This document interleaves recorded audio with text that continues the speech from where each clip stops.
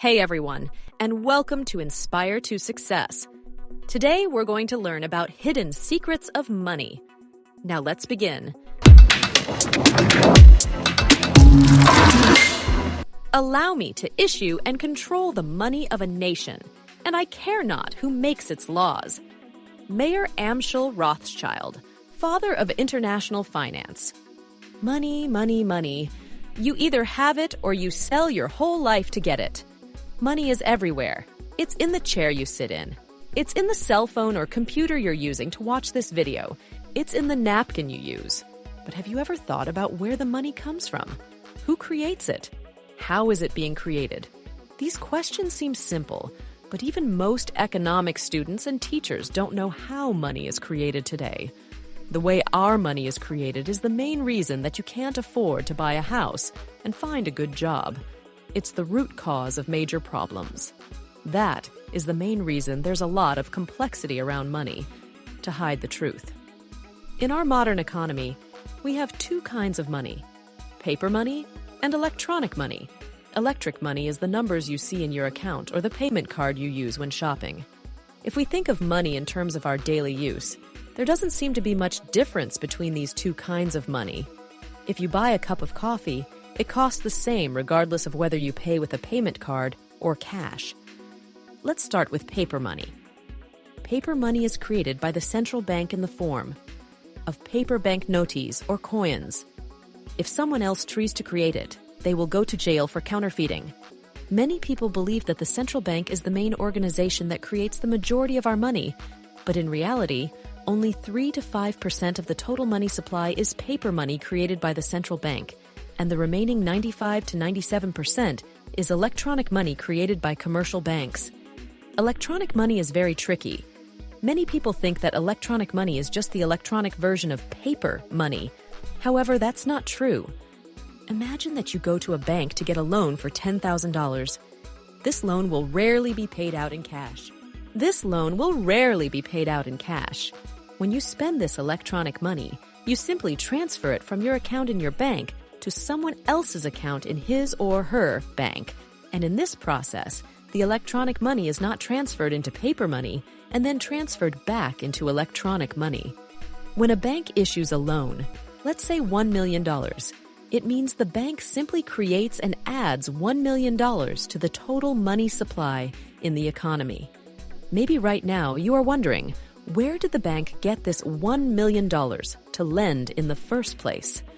Is there an army of grandmothers and grandfathers who have put their entire life savings into the bank, and the bank is using this money in order to make a loan for $1 million? Of course not. They just typed numbers into your account. Step 1, you sign the loan. Step 2, bank types the numbers into your account. 95 to 97% of our money supply is created in this way. I'm sure some of you are saying, "Come on, how's that possible? There's no way the bank simply types numbers into my account when I borrow money." You might not believe the things mentioned in this video, but here is a quote from the Central Bank of England. "Commercial banks create money in the form of bank deposits by making new loans." When a bank makes a loan, for example, to someone taking out a mortgage to buy a house, it does not typically do so by giving them thousands of banknotes. Instead, it credits their bank account for the size of the mortgage. At that moment, money is created. You get excited about all these new smart ways of paying for things, such as internet banking, payment cards, and smartphones. But we have to remember the price we have paid for this convenience. We have essentially privatized the creation of money in our society. I'm sure you've heard the saying, money is power. If money is power, then what does it mean to give the creation of this power to banks, to profit-seeking private organizations?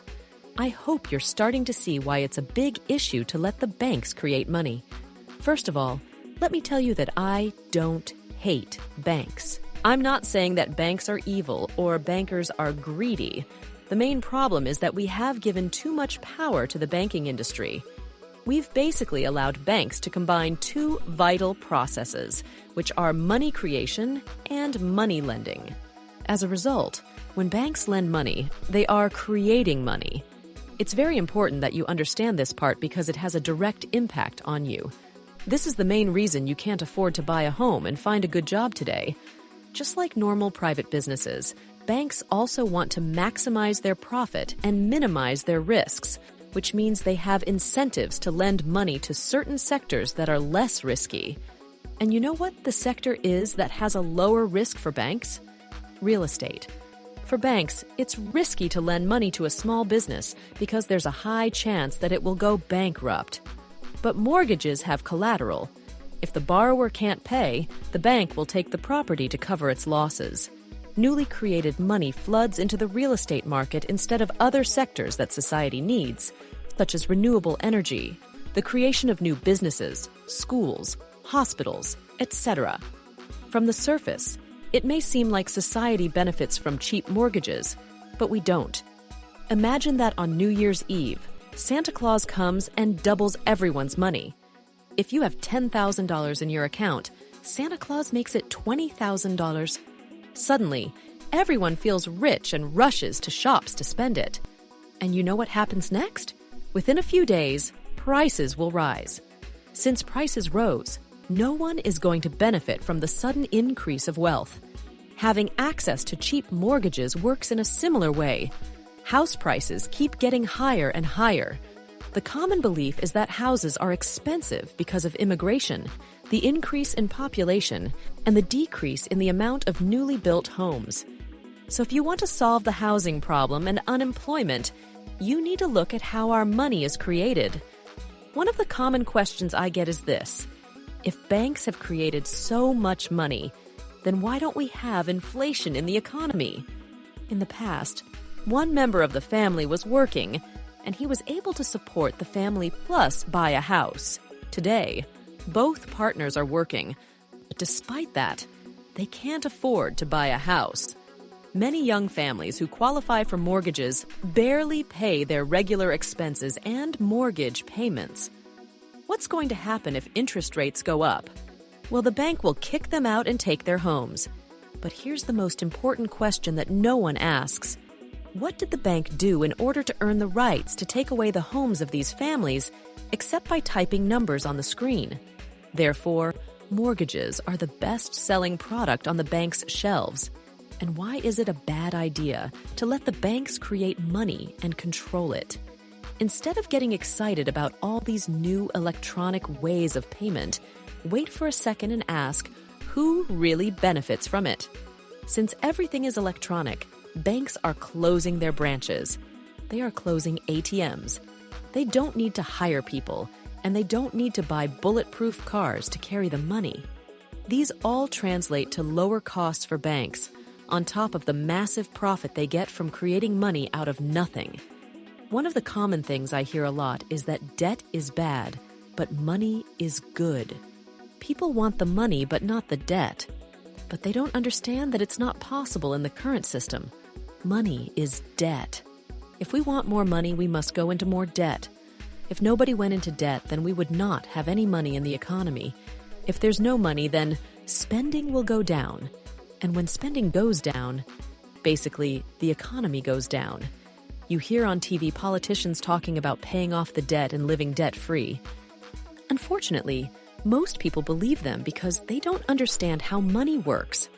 Money is something we spend our whole life earning. We use it every day, but we're not educated about it. People don't want to talk about it. They think it's taboo. Most of the information you heard in this video came from the book titled Modernizing Money by Ben Dyson and Andrew Jackson, and the speeches given by the author Ben Dyson. Thank you for watching Inspire to Success, and be sure to subscribe because more incredible content is on the way.